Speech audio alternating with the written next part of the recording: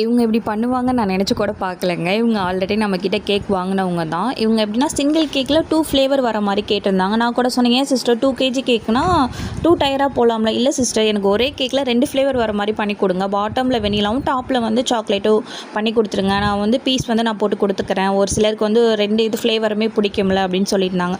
Okay, நான் அவங்க கேட்ட மாதிரி நீட்டாக இது நைட்டே க்ரம் கோட் எல்லாம் பண்ணி வச்சிட்டாங்க.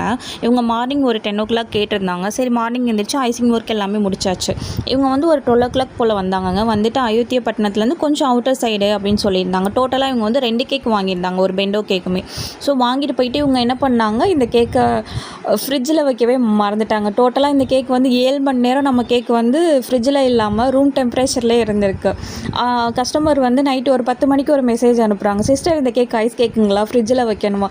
என்ன சிஸ்டர் கேட்குறீங்க, ஃப்ரிட்ஜில் தாங்க வைக்கன்னு சொல்லியிருந்தேன். இல்லை சிஸ்டர் ஃப்ரிட்ஜில் வைக்க மறந்துட்டேன் அப்படின்னு சொல்லியிருந்தாங்க. எனக்குன்னா தூக்கி வாரி போட்டுருச்சு. அப்புறம் பார்த்தா அவங்க வந்து கேக்கோட பிக்கு அனுப்புகிறாங்க.